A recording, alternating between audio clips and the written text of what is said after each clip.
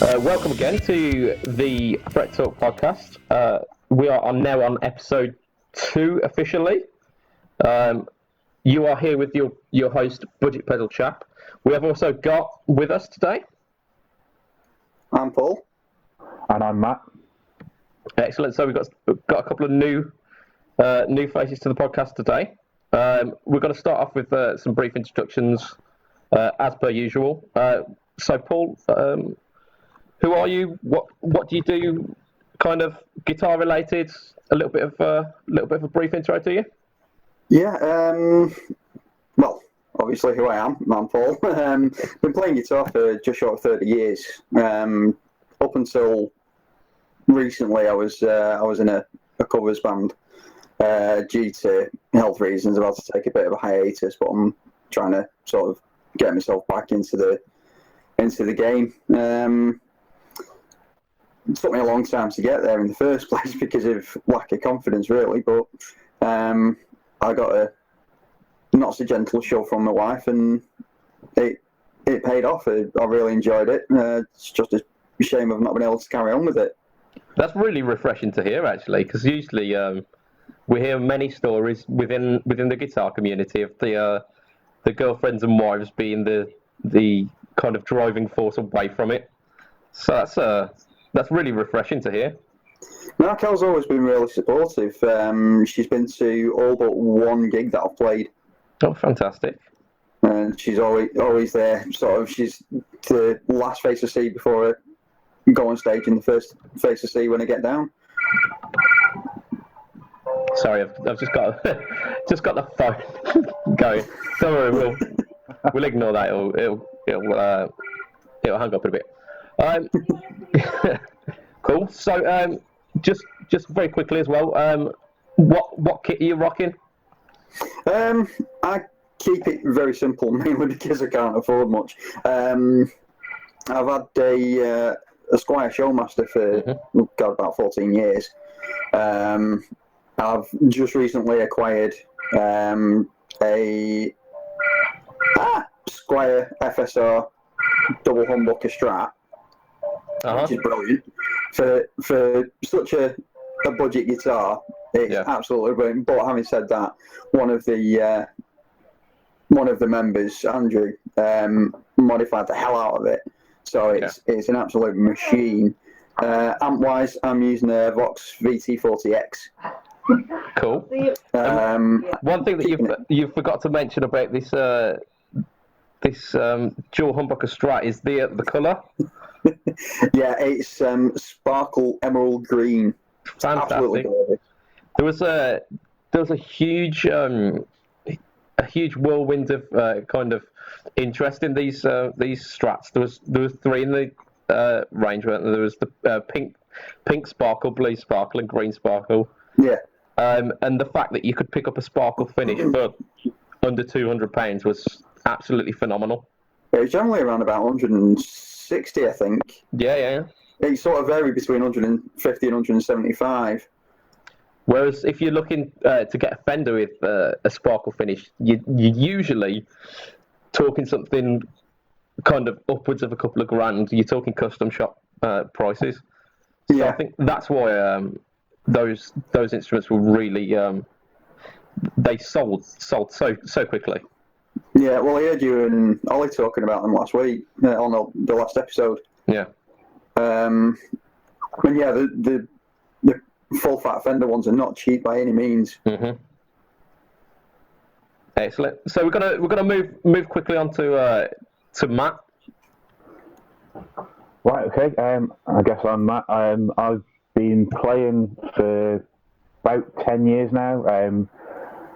A little bit before that, I tried to play classical guitar, and it really didn't go well. And then about 10 years ago, my parents bought me an Ibanez G10 or GO starter kit. Oh, cool, yeah. And yeah, kind of fell in love with it, started going for lessons, and then I've been playing in a cover band for the last 5 years. Really enjoying it. I've just joined a second band who play covers and originals, and I'm trying my best to learn 35 songs for a wedding a week on Saturday. Wow. And how are you finding that struggle? Yeah, it's not fantastic, to be honest with you. I've never been one for learning songs very quickly, and it's just sort of like, here's a list of 35 songs. You know how to play 3 of them. You need to be able to play 35 songs, 10 of which are originals, so you've got bad quality YouTube videos to learn off of. So it's been a bit of a struggle. I'm probably 22, maybe 23 songs in. That's some going though. That is impressive. Yeah, and then sort of like I had my first practice with them last week, at which point they said, "Oh, by the way, of the original list of songs, these 8 are dropped, and there's 8 to replace them." Oh. 2 of which I'd learned. So basically, I will have learned close to 40 songs by the time, hopefully, I'm ready a week on Saturday. So massive props to you, Matt. Massive props to you. That takes some going. Have you got any tips for those people out there who may be in similar situations for learning so much in a short space of time? The best thing I did was ask the group chat, and everybody said, write yourself down a structure chart for every single song. Yeah. And then you don't have to think about it. Like, there's no way I'm going to learn and memorize and not have any notes at all for that amount of songs in the short time. I've got a book full of handwritten notes, whether it just says intro, repeat chords twice, or whether it says like eight bars, something like that. Just something that I can read and look at it and know when the change is coming from between bridge and chorus or those kind of things. Yeah. And even simple things just like solo in G or that kind of stuff, because without the notes like that, there's no way I'm going to be able to do this. So I mean, those are pretty useful tips as is. I'm definitely not jealous of your situation there. I don't think I've got it in me to learn 30 plus songs within that short space of time. So yeah, I mean, it's been a little bit longer. The original list was given to me 6 weeks ago, so like I said, I've probably had 15, 16 songs in those 6 weeks. But then, like I say, last Wednesday at the first practice I attended, they changed 8 of the songs, which didn't really help. But these things are here to try us, and then once this is over, I mean, you can say you've done it, and you're going to be a better musician by the end of it, at least, anyway. Definitely. I mean, that was the reason for getting involved with the second band. Was I've been in the other band for 5 years, and in the other band it's literally mostly modern indie covers. There's not much that pushes my playing, and I felt like I was stagnating or even going backwards in my abilities. So I thought I'd join a new band. There's blues stuff in there. There's classic rock in there. There's all sorts of influences just to kind of broaden my playing again. Yeah, I mean that's a kind of a brilliant outlook on a kind of bettering yourself as a musician.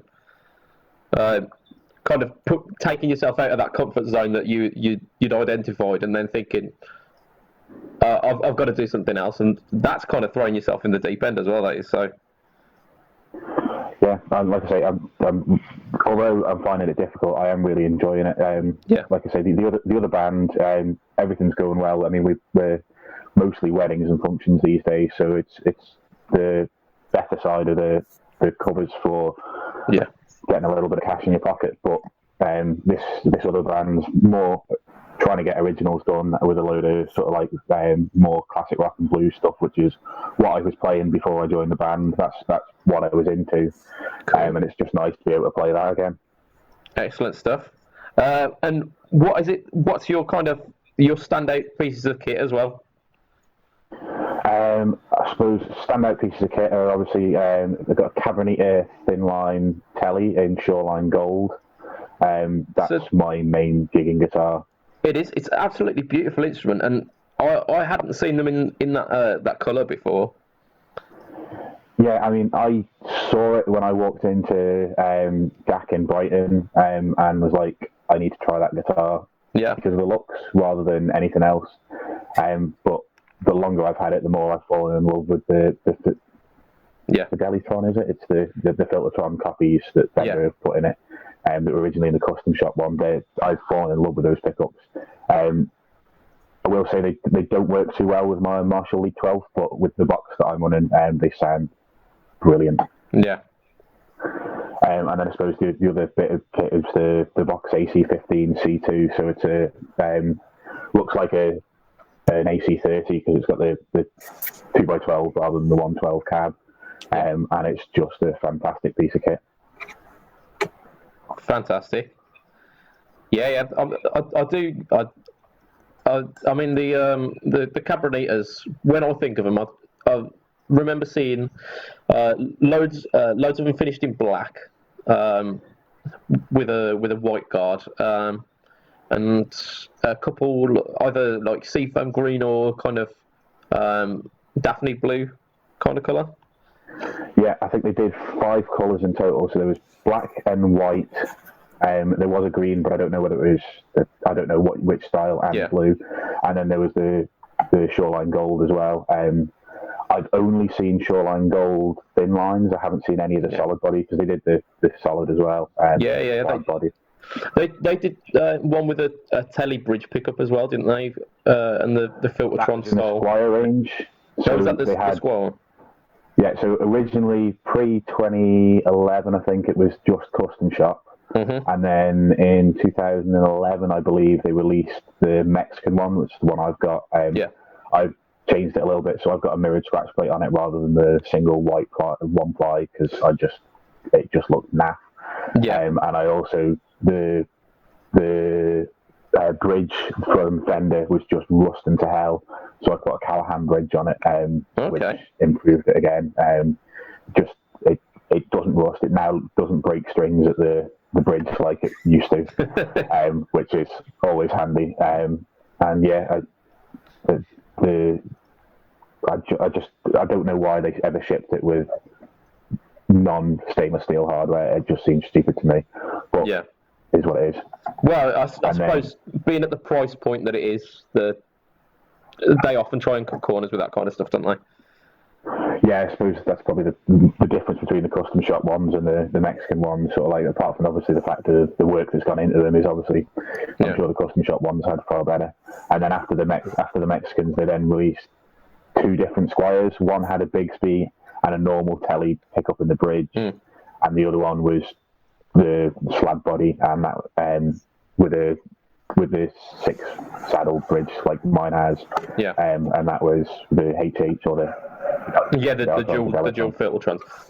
Excellent. Yeah. So I mean, I've definitely got a bit of telly envy on that one. I know. I wouldn't mind taking that telly for a spin. But we've got to move on anyway, because we've got absolute tons to get through today.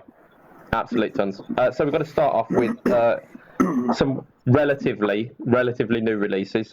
So Paul, do you want to tell us about the Boss's new release of the MS3? Yeah, Boss's actually touting this as brand new technology. What they're not telling you is it's more like an upgrade from something that was around 20 years ago. Yeah. It's when you strip it down to what it is, you've got an effects processor that gives you access to 120 presets. Yeah. It's basically an old ME8 in disguise. It's smaller, it's more powerful. Yeah. But it follows the MEH principle in that with the ME8, what you're able to do, if you've got a favourite pedal, let's say you've got an overdrive pedal that you really love the tone of, rather than faffing about trying to replicate that on the ME8, you can actually plug that pedal into the back of the ME8 and assign the overdrive pedal on the effects processor, so that it sent the signal externally to the pedal and then back into the effects unit for the rest of the effects. Yeah. The ME8 would only allow you to do that with one pedal though. The MS3 is being marketed as a multi-switcher. Yeah. Which is due to the fact that it actually gives you the power to run 3 pedals off it. Yeah, definitely. Only that. Sorry, go on. Yeah, I think they're kind of they're springboarding from the success of the ES8 and is it the ES5 as well? Yeah, weren't they dedicated switches though? Yeah. But because they're appearing so much on people's boards these days, I think the kind of thought process is that they're monopolising on that, as well as making it a kind of space-saving idea with the effects processor built in as well. Oh, effects, yeah. Yeah, but you've also got the option of adding an expression pedals to it, as well as your 3 outboard pedals, and you can add a patch pedal. So it's like most effects units have got like a bank up, bank down pedal. Yeah. You can actually add one of them onto it, and it can also act as an ABY pedal. Yeah. And there's a lot of options for MIDI controls and things like that as well. Yeah. I saw a video with what's his name, Rabir, running Kemper through it and using that as a switch for Kemper banks. Yeah. So I mean that was quite impressive. What are your thoughts on it? I find it very interesting. I mean, my cousin's actually got an ME8 that he's offered to me. Yeah. Because he actually plays ukulele, and he's got an electric ukulele, and he thought the ME8 would allow him to get some effects for the ukulele. Yeah. But it doesn't do what he wants it to do. Okay. What he actually wanted it for, I don't know. As far as I knew, it was just to act as an amplifier. But he said, it doesn't do what I want it to do, so you can have it. And I was like, all right, great. Yeah. So I'm actually going to be coming into the ME8 at some point, so I'll be giving that a test drive. I'm actually really interested in it because I think Boss Gear, I've got a Digitech RP6 from around the same time. Yeah. I think Boss's gear actually just slightly pipped Digitech at the time. So I'm really interested to try that out. So, like I say, the MS3 being an extension of that does seem really a really interesting piece of kit. Yeah. And how about yourself, Matt? What you're thinking about this MS3? Something that's quite useful. I really like the idea of it. When I first saw it, I was like, "Oh, it's just another kind of loop switcher or multi-effects." And I run an M5 on my board, but the more I'm thinking about it, the fact that you can run it as a switcher and as a multi-effects, I could get rid of the M5 off the board. Yeah. I'm not sure, but I think it has a dedicated tuner out, doesn't it? Yes, it does. It's got an inbuilt tuner. It's got an inbuilt tuner, even better. Yeah. Well, so there you go. You're cutting 2 pedals off your board straight away. I can use the delay sounds that are in the MS3, which sound pretty good to me. I mean, I'm using the delay sounds for the M5 anyway, so I'm running similar stuff there. Yeah. And then I just can't justify buying an ES8 or an ES5 for the hundreds of pounds that they are when I'm struggling to pay off debts at the moment. But if I could save up money from gigging and get one of these things, have 3 or 4 different, so 3 different loops from my pedal board into this, and run just into this and then out of it, and have the loops with my pedals in, have a few patches, and sort out a lead sound, a rhythm sound, and a clean sound even. Yeah. Just not having to jump around. My problem at the moment is I'm running a Hotcake, a Marble Drive, a TS Mini, and a boost pedal, and I'm using. So depending on what sound, because obviously I'm in covers, so I've got having that spectrum of tone, The problem is a lot of my songs I'll have the Hotcake and the Tube Screamer on as like a lead sound, and then I'll need to get rid of both of them straight away to go clean again. Okay. And trying to do that whilst playing the end of your solo going back into chords is a little bit like tap dancing. Indeed, it's the old tap dancing adage, isn't it? Neil will devour across the 2 of them. Well, the problem is at the moment I'm running the Marble Drive in between the 2 of them, because I'm sometimes boosting the Marble Drive with the TS, the Tube Screamer with the Marble Drive as well. So, oh dear. Yeah. So I mean, ostensibly, what you could do with the MS3 is have both of them in the same loop, and then just that gets switched off. Well, Right? Yeah, so that's what I mean. That would be then ideal for me, and then having the delays there and the tuner makes the space on the board for it pretty much, because it's not a very wide pedal, is it? It's not like the full length of an ES8. It's more. No, I think it's slightly smaller than the ES5, isn't it? I don't know the dimensions of it, but it looked quite compact, and I think you've kind of touched on the main selling point for that. There is the movability of it and the compactness. I think these things would be ideal for anyone who wants a quick and easy travel board, or needs a pedal board that you can just get straight plugged in and sorted.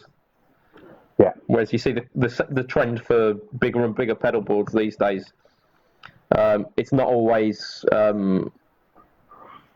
justifiable when you've got 5 minutes setup time. Yeah, you see, I don't live by that adage. I've got 11 on my board at the moment, and I to be honest with you, I've probably got about 25 pedals off my board that I'd like to put on the board. Uh-huh. Yeah, I've got a bit of an addiction. I don't think you're the only one. Especially within our group as well. We've got quite a few pedal addicts. But also as well, the MIDI 8 being able to talk to other units like the Kemper, I think as well, you might be seeing these crop up quite a lot in the near future. So let's move on. We've got some Yamaha releases over the past. We've got a Yamaha release which was fresh this week, and then we've got something that's kind of cropping up again. So, Matt, do you want to tell us about some of these? Yeah, so I'll start it off with the Yamaha Transacoustic series. There's a couple of them. There's the LL and there's the LS Transacoustic. So the LL is a Dreadnought, and the LS is a Concert. So that's your different just two different sizes. Yep. Now the Transacoustic is very interesting to me. I love chorus and reverb. I just spent a couple £100 on a chorus pedal. Yeah. I've got 2 reverb pedals on my board. But these Transacoustic guitars have like an inbuilt, almost like a natural mechanical reverb. So they use what's called an actuator to take the sound that the guitar is hearing, or the guitar is feeling, and run it back into the body of the acoustic to create like a natural reverb and a natural chorus sound. That's really interesting. And yeah, I mean, like, to have that unplugged with no power at all just sounds brilliant to me. I'd really want to get my hands on one of these to try it out. So this thing, does it take batteries, or is it literally just a it's 2 AA's. Yeah, so it does take batteries. Like Paul says, there's 2 AA's, and then obviously the guitars themselves are also need a 9-volt for the preamp. If you want to plug it in, they've all got piezo's under the bridge, so that you can plug them in as well. Yeah. But the little actuator takes 2 AA's. So I mean, it's not out of the realm of what you'd be carrying around anyway, as an acoustic guitar player. Yeah, no, not at all. I mean, I run wireless, so I've got a box full of AA's anyway. So yeah, I mean, I'd have that, and I've got a Yamaha acoustic anyway. Again with a 9-volt, and these things just look absolutely fantastic. There's 2 finishes. You've got the brown sunburst, are they calling it? Yeah. To me, it's just basically a 2-tone sunburst, brown into like an orangey colour, and then natural is your other one. And they just look absolutely fantastic. So what they're calling the finish is an acoustic resonance enhancement treatment. So it's just basically, instead of being braced inside like a normal guitar, handle the actuator, there's a slightly different bracing, and the wood is treated slightly differently. Okay. And then you've got the only issue I can see with these is they're solid rosewood back and side. So with all the CITES stuff coming in at the moment, getting your hands on one of these is going to be a lot more difficult. So I think is it spruce top? So yeah, it's a solid spruce top and an ebony fretboard. But yeah, they look absolutely fantastic. It's definitely something I'd love to get my hands on. And there's a couple of retailers at the moment that've got them for £850, down from the 950 that their RRP is. Okay. So I wouldn't mind getting my hands on one of these if I can move my acoustic on. And the LL and NLS are roughly the same price as well, aren't they? They're exactly the same price. Yeah, £852. I can't remember on Guitar at the moment. Okay. Yeah, and it just depends. I'd go for the LL. I'm a Dreadnought player when I'm playing acoustic, but I mean, if you want the smaller body side of the concert, it's exactly the same technology for exactly the same price. Yeah. And it's the technology that's come from Yamaha's pianos as well. Oh, yeah. It actually, as I say, it started out in their pianos as a way for people who were playing at home rather than having to use an electronic keyboard, which, let's face it, they never sound exactly like a piano. And rather than shelling out thousands for an expensive piano that's got all the sustain pedal and everything else, you can cut down the price of it and the space that it takes up by having this transacoustic piano, and they've transferred that into the guitar. Yeah, I mean, the pianos did start off sort of like that, but the most recent piano they released with it was £12,500, so it's no longer the budget sort of solution. Oh, right. But I mean, if it's got these mechanical outboard effects built in, then I mean that's something special. That is, I think I would really like to try one. I'd like to kind of hear it in the flesh and hear what that mechanism sounds like, and if it really is going to live up to what it's saying. The sound clips on Yamaha's website actually make it sound really good. Yeah. They definitely do. How true they are to real life is another question, because obviously they're trying to sell the product. So, but if it's even half as good as what they're making it out to be, then it will be a very interesting piece of kit. Yeah, I mean, it's definitely a really good idea. I mean, when I play my acoustic at open mic nights, there's always chorus and reverb actually on it from the desk that the fella runs. So to actually have that inbuilt and actually hear what you're going to sound like on the night at home would just be perfect for me, really. Yeah, cool. Right, so there's another more recent venture from Yamaha as well. Any information about that, Matt?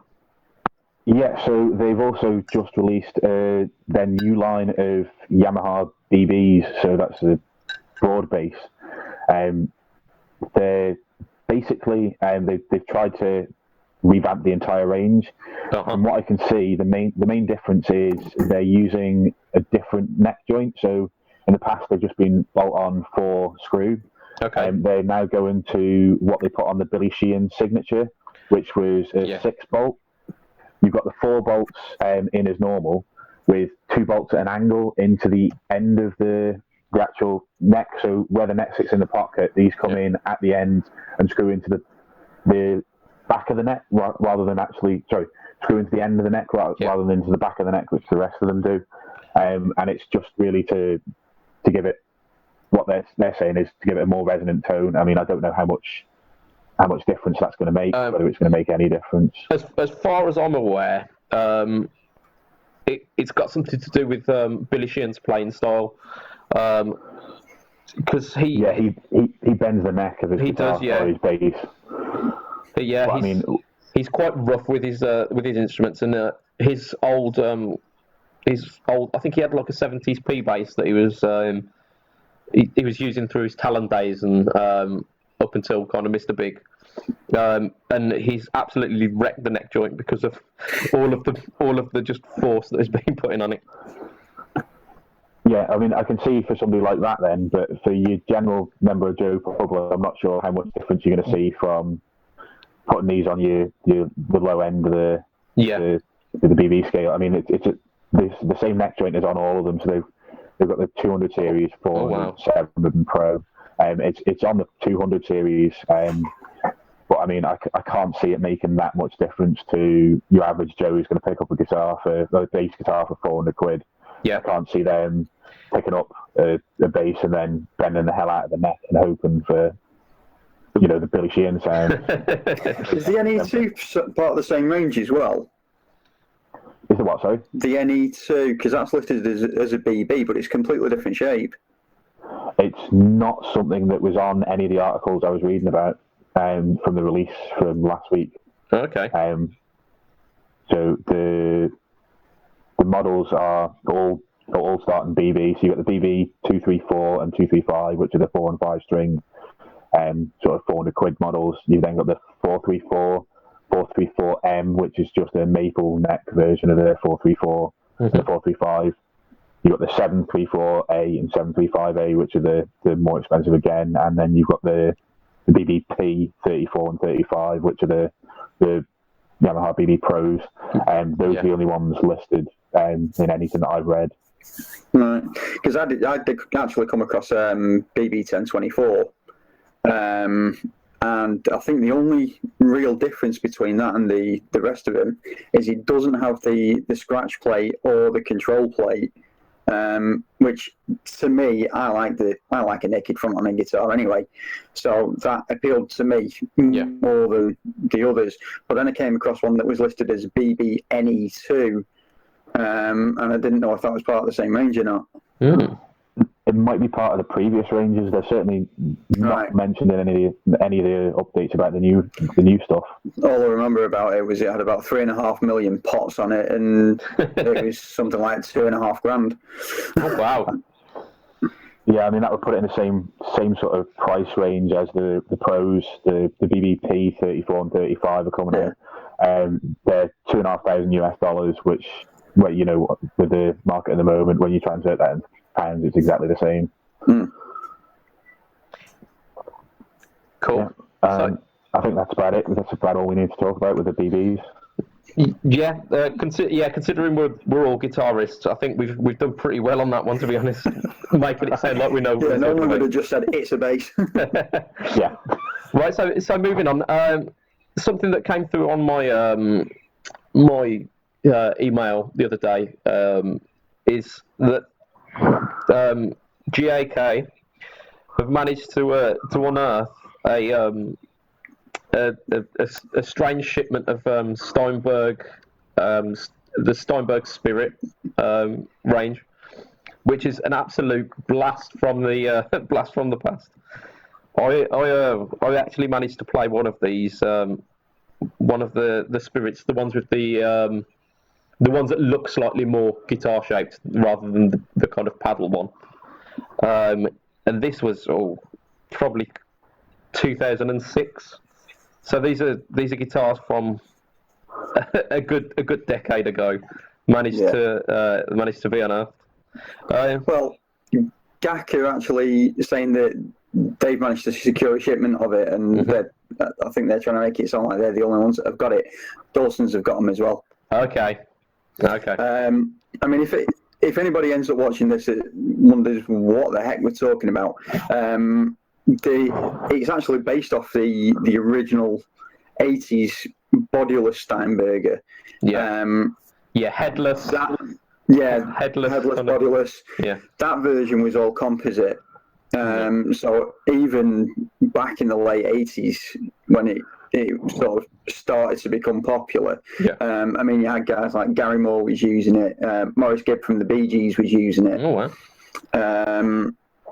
But even back then, it cost you $1,500. Yeah. For something that was basically a travel guitar. The ones that we're talking about, the Spirits, they're all maple construction. Yeah, they've got the look, and they almost kind of follow the general thought process behind it, but it's not up to the older Steinberg 80s standard. No. Well, it's only 350 quid. But that's the argument, isn't it? For 350 quid, have a bit of a kind of throwback guitar. Yeah, I mean, basically, what you're getting is a neck with a couple of strips of wood either side, just to basically secure the pickups to. Yeah. The original composite ones actually sounded pretty good, and they were balanced really nicely as well. I actually had a chance of playing both the guitar and the bass version of the originals. Oh, brilliant. I actually knew someone who had one. This was back in the 90s. I played them. These being all maple, it makes me wonder if they're going to suffer from neck dive. Because all the weight is going to be in the neck. Yes. And also, wooden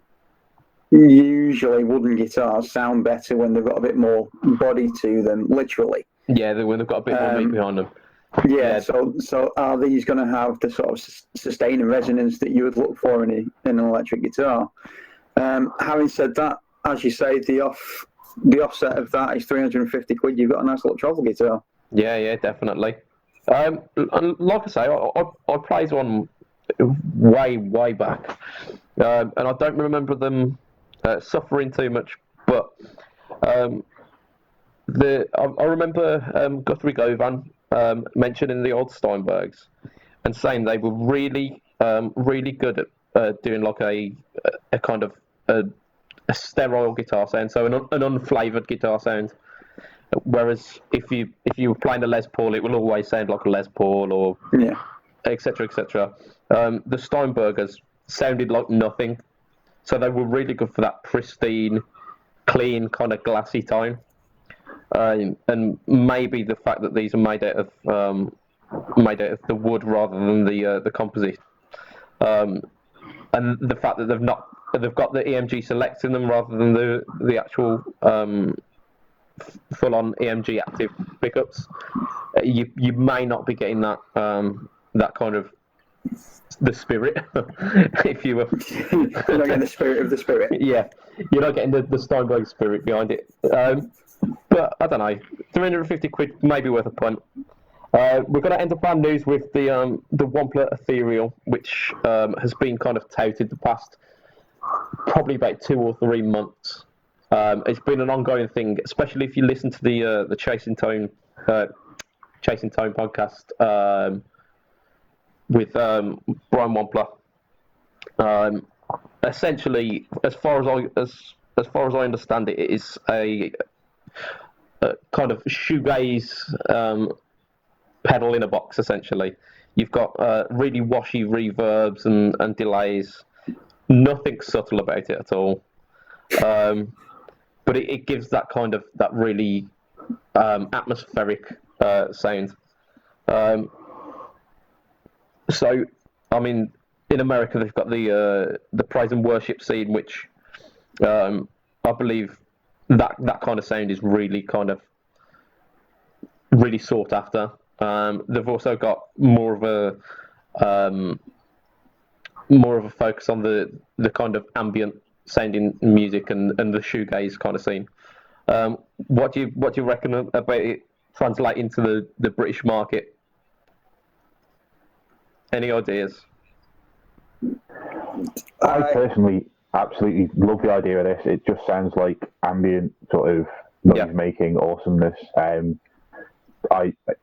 It's not something that I'd use live ever. But for sat at home, I mean, the most common setting I use on my pedal board at home is the modulated reverb from the Hall of Fame. Okay, yeah. Just to get that kind of like washy kind of awesomeness. So I don't really know how to describe it. Yeah, I mean, it sounds like the Ethereal. Something that's got like, something that's got loads of different sounds in it that are very similar to that just sounds perfect for home use. I'm not sure that I'd ever use it live, but for messing around at home, I think it sounds like a brilliant idea. Whereas to me, it sounds like Robert Fripp in a box, and that's just not me. I'm just a straight up rock guy. So I'm exactly the same, Paul. I have respect for those people who are interested in kind of pushing the boundaries with more noise centric guitar playing rather than traditional guitar playing. But I'm very much a classic rock and blues guy at heart, so I can't see myself stepping on a pedal that makes it sound like you're in a cathedral.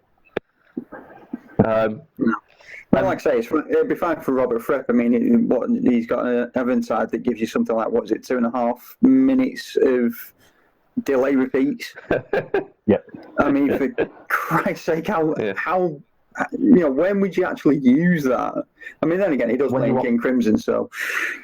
What you do is you play a song that's 2.5 minutes long, and then you can go to the loo for 2.5 minutes. Nip to the bar. That's it. Sounds like a plan to me. I quickly had to look at the pricing for it as well, and unsurprisingly, well, the US at the moment from OnePlus website it was something like $170, whereas in the UK we're talking closer to $250. Yeah. So it's definitely one of those that you're really going to want to have to get that sound. It's not one of these things that... Yeah, exactly. You don't buy it lightly. No, exactly. Unless your name's Steve Boris. Hi, Steve. The man of many guitars. Man of many pedals. I've probably seen guitar shops with less gear than Steve. The only guitar shop I have access to has less guitars than Steve. I should explain, I'm from the Isle of Man, so yeah, we're a tiny little rock in the middle of nowhere. I think there are 9 electric guitars in our guitar store at the moment. Wow. And 14 acoustics. The only pedal brand they stock is Mua. It used to be Boss, but they've stopped stocking Boss, it's just more now. And the only thing they pretty much sell these days is second-hand amps. So, I mean, you're the closest that we've had to a foreigner on this podcast, then. I am the first foreigner. Indeed. It's actually on our National Day today. The reason I'm not in work at the moment is because it's Tynwald Day, which is our National Day. Fantastic. Yeah. Excellent. So we're gonna move on to kind of the meatier topics of the podcast, and Paul's gonna lead us through this one. We've got a couple of questions that you posed, which you thought might work as really good for podcast material. So, do you want to kick us off with our first one? The first one that I came across, it was a conversation started by Carl, and it started off with something completely different, but it ended up on the subject of how are bands that have come up in the last few years, even though they're they're doing everything that they can, and they might be excellent bands, but they're not managing to get those sellout tours, whereas bands that have been around for like 30, 40 years and aren't even releasing albums anymore are still selling out arenas. Yeah. What is the problem? What is stopping these newer bands from getting that sort of exposure? Oh, it's an interesting question. I think if you look at the music scene as a whole, you've got a couple of bands, a couple of more modern bands who have taken that mantle into kind of these almost super groups who are selling out arenas. You're talking like Muse and Biffy Clyro, the Arctic Monkeys as well. Some of these bands are getting those figures, but I do know what you mean. It seems like there's a very small percentage of the modern bands versus those kind of heritage artists. I mean, because you look at AC/DC, who half of their members aren't in the band anymore. Yeah. But they're still touring.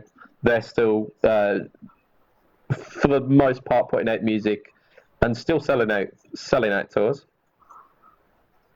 Well, if you look at when these bands started as well, I mean, bands like you say, the bands that came up in the 60s, 70s, and even into the 80s, your bands like the Beatles, the Rolling Stones. Jump forward a little bit, you've got Iron Maiden, Def Leppard, Bon Jovi. Yeah. They hit the road, they hit it hard, and within a couple of years, they were massive and they were selling out shows, whether it be somewhere like the Manchester Apollo or it be the MEN Arena. Whereas, I mean, the bands that you've mentioned, I mean, you've got, like you said, you've got Biffy Clyro. Muse was kind of an overnight success. They weren't, though. Their first album, Dived. You got, Did it? yeah. So Yeah, their it's first kind of- album. Origin of Symmetry is where it started kind of picking up, weren't it? Yeah, Origin was the second one. That's where it started picking up, and they didn't start selling out tours until Absolution was out, their third album. Right. So even then, it took them a while to get going. Yeah. Well, I mean, if you look at the likes of Biffy Clyro and Kings of Leon, they started around about 2000 or maybe just before, and it took them until 2000 and about 2014 before they got any real mainstream recognition. Yeah. You know, they were sort of cult acts before that, and now suddenly everybody wants to know about them. But they've had to keep going for like 15 years before they've managed to achieve that. And now you've got bands like Inglorious, who started in 2014. They've got a massive YouTube presence, but you don't see them anywhere.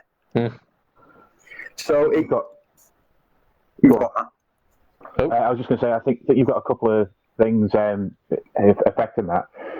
Look at the amount of money that you're charged to go and see Metallica, or to go and see AC/DC, or to go and see Guns N' Roses. You're looking at £200 for a ticket. Yeah. So Yeah. the people that like the bands that are releasing music at the moment are not going to be able to afford £200 a ticket.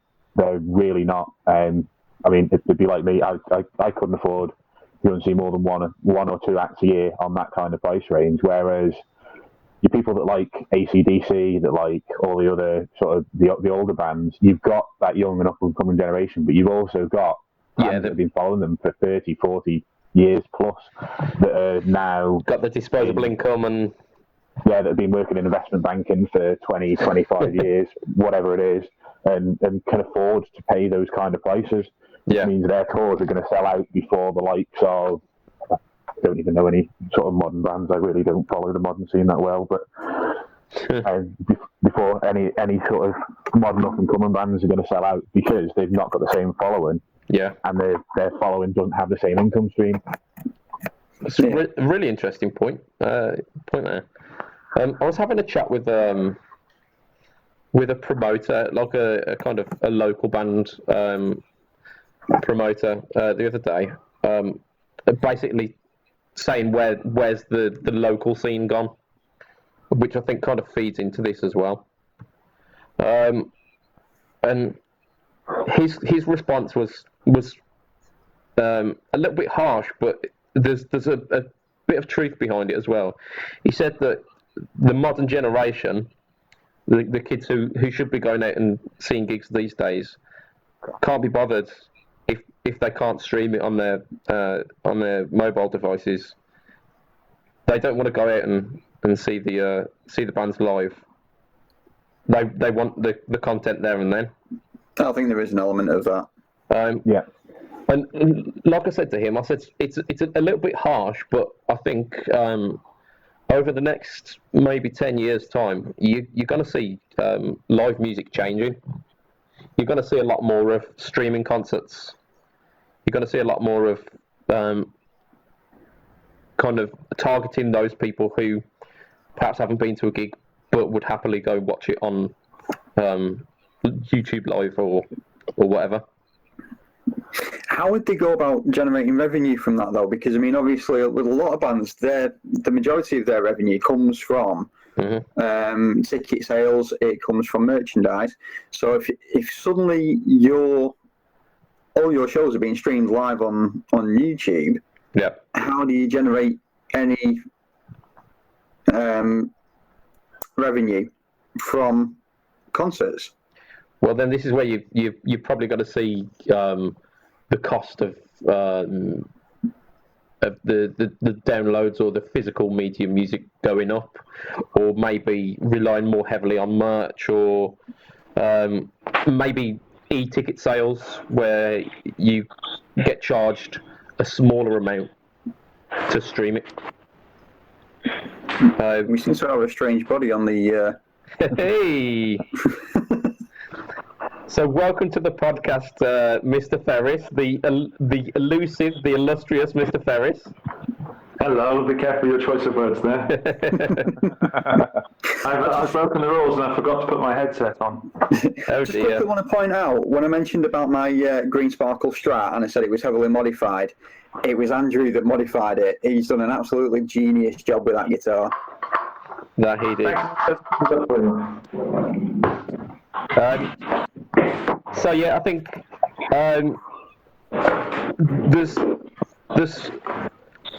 the future will tell us almost what's going on with that situation. So I think yeah, it's something that we're going to have to keep our eyes on as musicians and as kind of musical consumers as well. Yeah.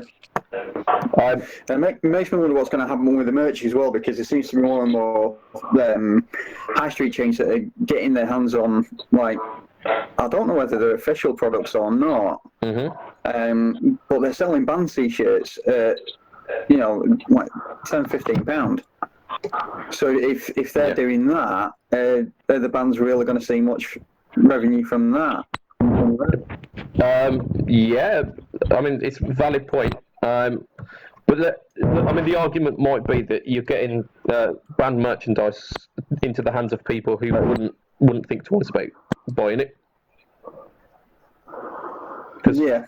I mean, I've seen in places like Topshop and Next and H&M having Rolling Stones, Kiss, Guns N' Roses t-shirts. I actually embarrassed a kid out of buying a Nirvana t-shirt once. She picked it. I kind of felt bad for it, but in a way I don't, because the fact that she put it back obviously spoke volumes.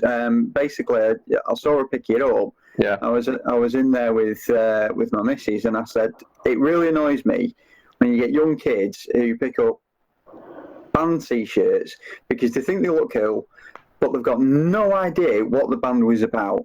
Take Nirvana, for example, knowing full well that that's what this girl had picked up was a Nirvana t-shirt. I said, Nirvana, people have no idea who Kurt Cobain is anymore, and he was the voice of a generation. And you just saw this girl sheepishly putting it back on the hanger. It's like, oh, you grumpy old git, you. Yeah, but it does, it winds me up. I mean, my missus was saying about a girl who was wearing a Metallica t-shirt. Yeah. And she sort of said, I said, oh, so you're into Metallica then? And she went, who? So, well, you're wearing the t-shirt. She went, oh, I just thought it looked good. Yeah, it's the fashion. No, I've had that before. That slightly riles me. I mean, if you want to wear a Henley's t-shirt or something like that, absolutely fine. When it comes to an institution like a rock band, yeah, put it the F down. Fair play. I mean, I've been guilty of band shaming people as well in the past. I tend not to do it as much anymore because I try and empathise with a younger version of myself who may have done something similar. Picked up a band t-shirt going, oh, they might be cool. I'll buy that. So, yeah, but when we used to do that, I mean, like I did it with both Metallica and Guns N' Roses. I did it with somebody else as well. Van Halen. I bought the band t-shirts, but then I actually went and checked the bands out. Yeah. Whereas kids these days aren't doing that. They're just buying the band t-shirts because they think it makes them look cool. Yeah. And they'll never, ever listen to any of the bands. It says Andy rocking a Guns N' Roses t-shirt as well. Brilliant. I bet you've never listened to them either. Start playing Guns N' Roses. Right, let's move on to our next kind of meaty topic, because that one worked really well, that did, actually. Yeah. And now Andrew's coming in to take the glory at the last stretch. You American, Andrew? How I roll. I very nearly locked myself in the studio again. I forgot that the door handle isn't there. I'm wandering around with the phone and the headset thing, and slightly distracted by this talk of fashion. Indeed. I get the feeling I've joined the wrong podcast. It's fashion talk. No, Mr. Ferris. Well, the other one that we were talking about was the what was it? Tone and the Pursuit of. Indeed. There's a couple of things that actually sprang to my mind with this. One was when you hear gear that famous people use. I mean, like during the 70s and 80s, the vast majority of bands were either using a Marshall Plexi or a Marshall JCM 800 with a Les Paul. The greatest rig in history. Yeah, well, so you would think. I remember visiting my favoured guitar emporium to get my guitar set up. And when I went to pick it up, just as I walked through the door, there was an absolute icon in front of me. And it was a JCM 800 stack. Not only a JCM 800 stack, it was one of the limited edition red Solex ones. Ooh. So it was ultra rare. It was something like $3,000 for this stack. And I'm stood there ogling it, and I'm like, one day before I die, I would love to actually just plug into one of those. And this place was actually built like a concert hall, so it had brilliant acoustics in it.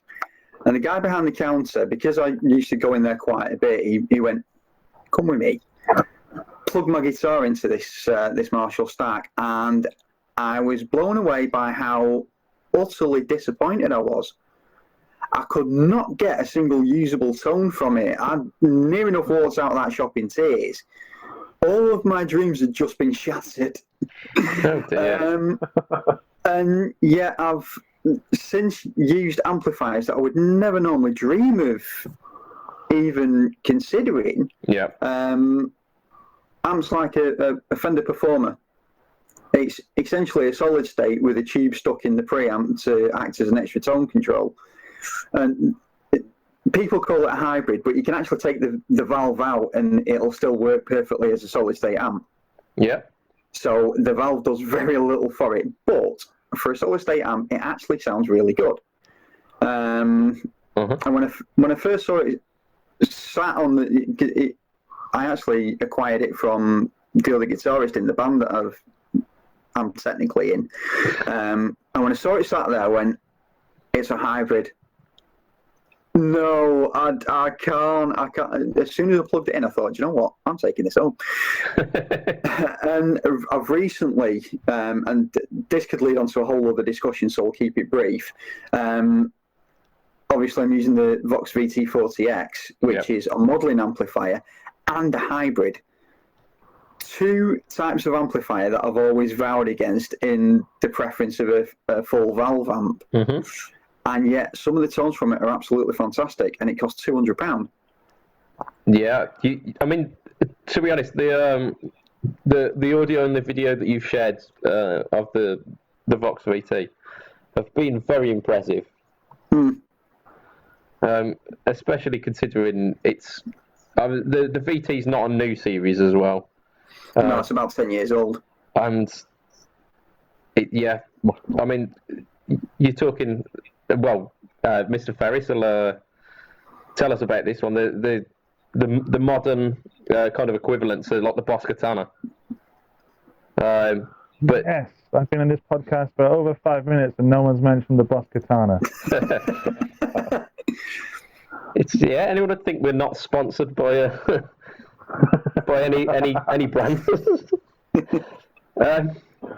So yeah, I mean, the I can go now because I've just been paid.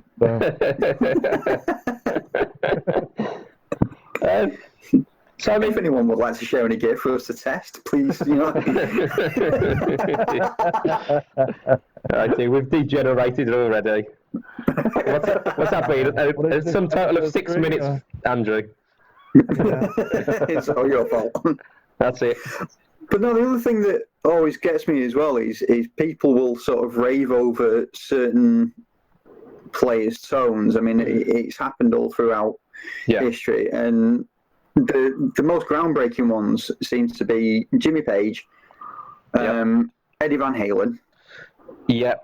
Then you go through various others like Slash and whoever.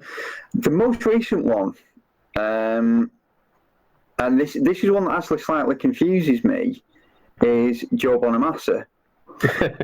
And the reason it confuses me, I'm not disputing he's a great guitar player. He is. He's better than I could possibly dream of being at the moment.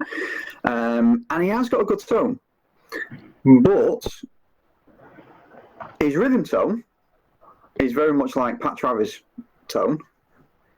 His lead tone reminds me almost exactly of Eric Johnson. Yeah, there's very heavy Eric Johnson influence there, isn't there? Yeah. And yet, neither of these two players seem to get much of a mention anymore, and everybody's crazy about Joe Bonamassa. So it's sort of all in one place, though, isn't it? Yeah, there is that. It's two tones in one place, but it's sort of, you know, if everybody loves his tone, then are people checking out these other artists? Yeah. Who came before him that have the same sort of tone? I'm not going to lie. I don't like Joe Bonamassa's tone at all. I think for somebody who spent hundreds and hundreds of thousands of pounds on instruments and amplifiers, I think his tone is mediocre at best. I don't think it's anywhere near as good as it should be for somebody who's spending that amount of money on amps and guitars. Oh, what's that? We're losing Matt Quine. We've lost. Matt, just bear in mind how much money Steve Burrows makes, and he's probably got access to Chilean contacts now. Oh dear. Yeah, I know. I'm very controversial. If I could jump in there, the thing with Joe Bonamassa is give me he's not just a musician. He's a businessman. He's a what? Sorry. He's not just a musician. He's a businessman. Yeah. And I don't think it's confused with. He's in such a different league with people like us. He's a professional musician. Yeah. And yes, he's got a fantastic collection, as we've already said. But if the money coming in is more than the money going out, then he's a successful musician. And this tone that he has and these gear that he uses, it's all part of the marketing as well. It's not just about this golden tone that you can somehow accomplish by buying the only amp that was ever made in this year, or the only guitar that was ever had a certain person's name on it. Yeah. Now we've joked so far about the Vox and the Boss Katana, but you can get good tones from these style of amps, but you're not going to get respected because there's no story behind these pieces of gear. I'm not entirely convinced. I mean, Vince Gill recently played a gig where his whole set was played via a VT100. And Vince Gill is a very highly respected country musician. Yeah. Right. Seen a bit. Yeah, but he's already used other amps and other pieces of gear. Oh. Yeah.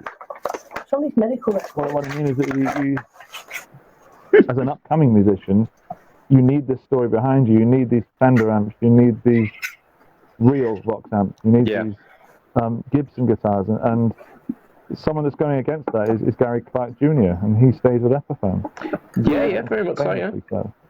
And there's nothing to complain about his tone. No, absolutely. It's the same with Ainsley Lister as well. He's used the same Japanese Squier Stratocaster since he started playing. Yeah. And he's still using it now, exclusively. And then you've got the What did I say then?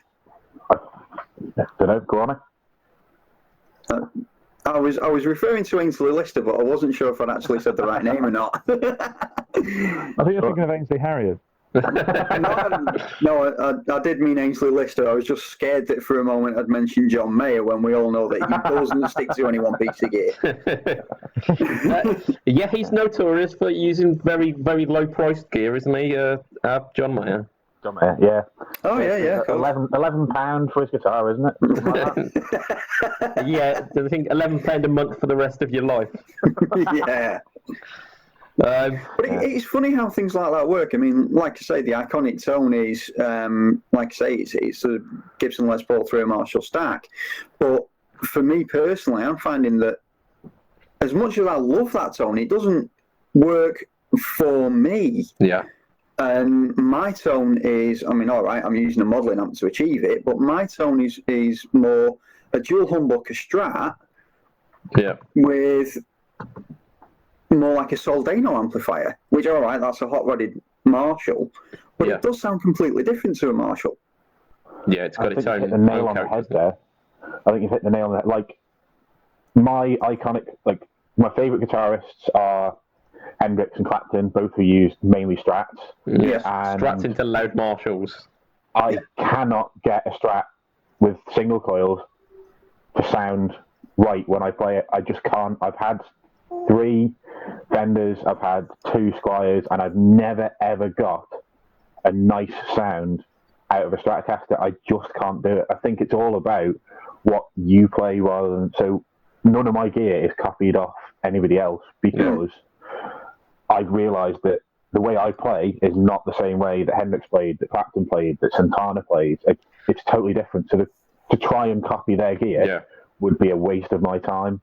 So I don't look at what people are using now. I just look at what sounds good with what I've got already and what I want, like the tone I want to get. Yeah, I got out of the gear envy phase a long time ago. And I think what clinched it for me was before I'd even got to the stage of trying to really emulate somebody else's sound was, like, one of my favourite guitarists is Nino Bettencourt.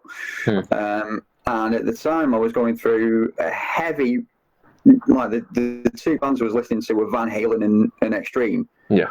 And both myself and Nuno share a love of Van Halen's guitar style and his tone. And Nuno actually said he had the opportunity. He'd actually met Eddie.